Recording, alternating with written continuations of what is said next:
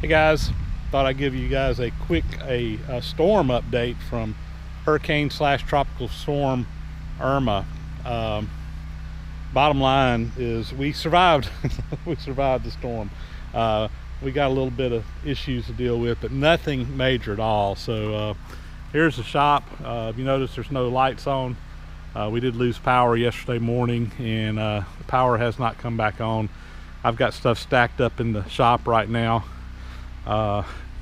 Get it out of the garage and what have you, while we were using that for other storage, just getting things put up. You can see the pond here. We probably put close to a foot of water in the pond yesterday. It was down pretty far. It's not completely full. You can see the little drain pipe down there. We're probably about 3 or 4 inches of being completely full. According to my rain gauge, we got about 3.5 inches of rain, but that is a little bit deceiving because so much of the rain was just blowing vertically yesterday, or horizontally, excuse me, that I don't know how much of it actually landed in the rain gauge. But of course we get some runoff in this pond as well, so not too bad. Winds, the winds were not as bad as what we were thinking they might be originally. It ended up only being tropical storm force when it came over us. There for a while they were saying it was going to be Category 1 winds here. I think what happened is we had a cold front come through early or middle of this past week, and it dropped our temperatures down. I mean, we're very unseasonably cool here for September. We've had temperatures, highs in the mid 60s the last couple of days, even before the storm got here, which is unheard of in September in South Georgia. But I think that cooler air really sucked a lot of the energy out of this hurricane as it moved up, and caused it to weaken a lot faster than what they were originally predicting. So that really helped us out.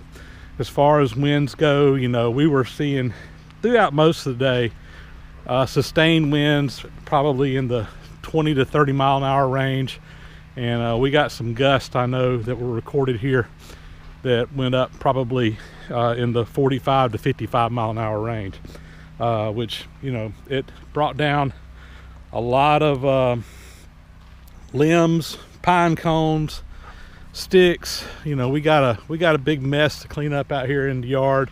We lost a few little small trees around on the property, nothing of any significance, and nothing that caused any damage is the main thing. I'm gonna have my work cut out for me just picking up stuff like this. My whole yard kind of looks like this right now, and it's gonna take a little bit of work to get it cleaned up. But all in all, everything here is in pretty good shape. We're all safe. That's the main thing. Power, don't know when we're going to get our power turned back on. We are fortunate we have a generator. You can probably hear it running in the background. That generator, we've been running kind of off and on the last 24 hours. We'll turn it on for a little while, let it keep the refrigerator and freezer cool. To cook with, we're on a well, so we have to have it to pump water. So to flush toilets and things like that, we have to turn the generator on. So basically we just been turning it on around breakfast, lunch, and dinner, and that's keeping things going. Of course, I don't have any internet or computer or anything like that unless we're running the generator.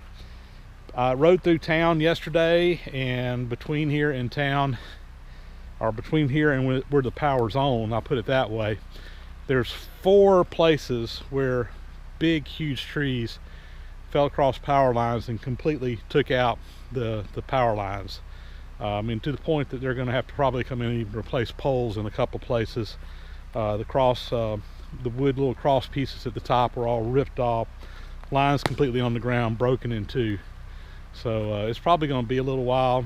I'm on a electric membership cooperative here, and I'll check their website this morning, and this morning they still had, just in my area here, not the whole state, and not counting customers who are on Georgia Power, who's probably the majority of the people are in this area, but there was still something like 60,000 people just in this area that were without power on my electrical cooperative. So and we're kind of out in a rural area. We're kind of out at the end of the lines. Literally the power lines stop about probably a couple hundred yards past our neighborhood, because we go into another county and it actually changes over to another power company. So we're quite honestly probably not the highest priority to get power turned back on. So I don't know how long will be before we will get our power back on, but maybe it won't be too long. But we're hanging in there. Just want to give everybody a heads up and let you know that we're safe. Everybody survived, no major damage. We just got a big mess to clean up and got to get our power turned back on. And with that, I'll sign off. Thanks for watching, and thanks for all the many emails, text messages, Facebook messages. I'm sure many of you guys have left comments on YouTube. I haven't even been able to get on there to look, but just wanted to give you an update, let you know everything's good. We're all okay. Thanks. Talk to you later.